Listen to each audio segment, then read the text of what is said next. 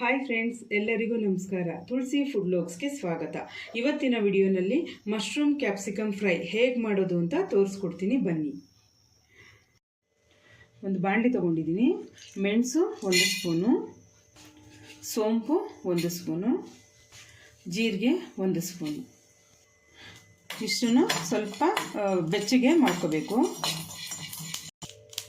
ನೋಡಿ ಫ್ರೆಂಡ್ಸ್, ಇದಾಗಿದೆ.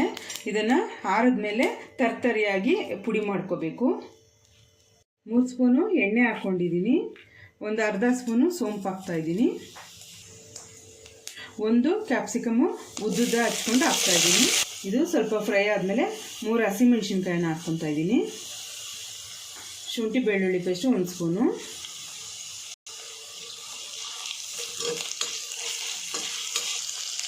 ಕರಿಬೇವು, 4 ಈರುಳ್ಳಿ ಹಾಕ್ತಾಯಿದ್ದೀನಿ.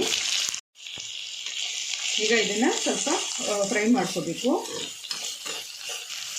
ಈಗ 1 ಬೌಲು ಮಶ್ರೂಮ್ ಹಾಕ್ತಾಯಿದ್ದೀನಿ.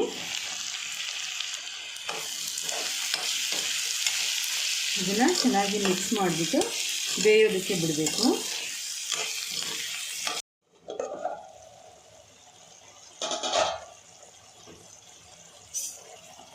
ನೋಡಿ ಫ್ರೆಂಡ್ಸ್, ಇದರೊಳಗೆ ನೀರು ಬಿಟ್ಕೊಳ್ಳುತ್ತೆ.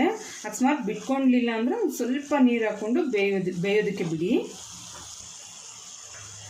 ಈಗ ರುಚಿಗೆ ತಕ್ಕಷ್ಟು ಉಪ್ಪು ಹಾಕ್ತಾಯಿದ್ದೀನಿ. ಕೊತ್ತಂಬರಿ ಸೊಪ್ಪು ಸ್ವಲ್ಪ, ಜೀರಿಗೆ, ಮೆಣಸು, ಸೋಂಪನ್ನ ಪುಡಿ ಮಾಡ್ಕೊಂಡಿದ್ವಲ್ಲ ತರ್ತರಿಯಾಗಿ, ಅದನ್ನು ಹಾಕ್ತಾಯಿದ್ದೀನಿ. ಈಗ ಇದನ್ನು ಸ್ವಲ್ಪ ಹೊತ್ತು ಫ್ರೈ ಮಾಡ್ಕೋಬೇಕು. ನೋಡಿ ಫ್ರೆಂಡ್ಸ್, ಇವಾಗ ಇದು ರೆಡಿ ಇದೆ.